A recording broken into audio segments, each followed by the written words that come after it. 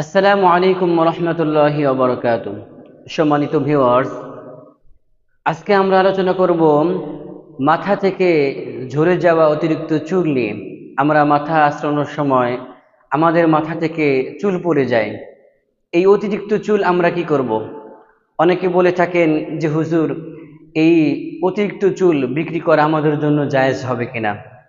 আমি তাদের উদ্দেশ্য বলতে চাই, দেখেন, আল্লাহ পাক রব্বুল আলামিন আমাকে আপনাকে এত সুন্দর পৃথিবী দেখার জন্য সুন্দর দুইটা চক্ষু দান করেছেন।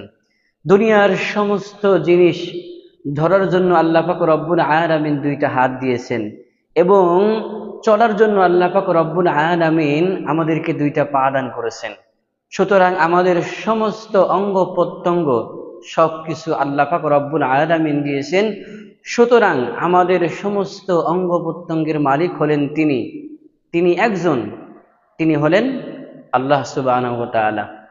সুতরাং আমাদের জন্য উচিত হবে না যে আমাদের কোনো অঙ্গ প্রত্যঙ্গ বিক্রি করা। অনেকে চক্ষু বিক্রি করে, অনেকে কিডনি বিক্রি করে, অনেকে ব্লাড বিক্রি করে। না, এটা জায়েজ হবে না। হ্যাঁ, কেউ যদি কাউকে বাঁচানোর জন্য দান করে থাকে, রক্ত আমরা দান করে থাকি, এটা আমাদের জন্য জায়েজ হবে, কিন্তু কখনো আমাদের জন্য ব্লাড বিক্রি করা জায়েজ হবে না।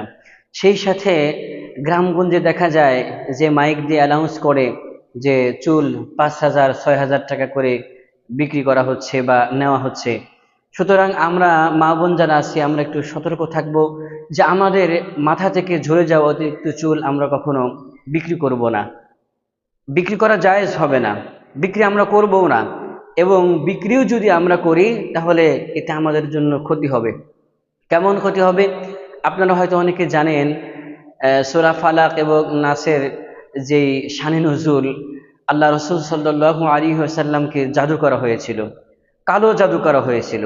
আর সেই জাদুটা রাসূল সাল্লাল্লাহু আলাইহি ওয়াসাল্লামের চুল মোবারকের মাধ্যমেই সে এই জাদুটা করতে সক্ষম হয়েছিল। সুতরাং আমরা আমাদের চুল বিক্রি করব না, এতে আমরা বিপদে পড়তে পারি। আর আমার এই মাথার সম্মান আল্লাহ পাক রব্বুল আলামিন দিয়েছেন, এই সৌন্দর্য বর্ধনের জন্য আল্লাহ পাক রব্বুল আলামিন চুল দিয়েছেন। আমার এই মাথার চুল একজন নিয়ে সে কোথাকার কাজে কি লাগাবে না লাগাবে এটা তো আমি বলতে পারি না। এটা আমাদের জন্য বিক্রি করা জায়েজ হবে না, এবং সেই সাথে বিক্রি করলেও আমরা বিপদে পড়তে পারি। এখন আপনারা প্রশ্ন করতে পারেন যে তাহলে এই চুল আমরা কি করব?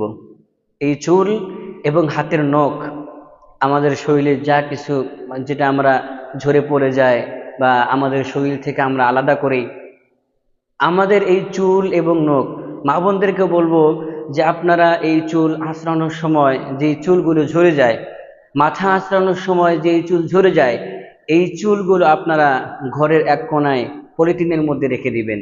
এতে কি হবে? যখন একটু বেশি চুল হবে, 1 সপ্তাহ বা 2 সপ্তাহ বা 1 মাস পরে যখন দেখবেন যে একটু বেশি চুল হয়েছে, তখন ভালো কোনো স্থানে, ভালো কোনো জায়গায় একটু গর্ত করে সেখানে পুঁতে রাখবেন। এতে আপনার জন্য ভালো হবে। আপনার মাথার সম্মানসূচক যে জিনিস, ওটা খুব নিরাপদ স্থানে থাকবে। আল্লাহ সুবহানাহু ওয়া তাআলা আমাদের সবাইকে আমলের তৌফিক দান করেন। সবাই বলি আমিন।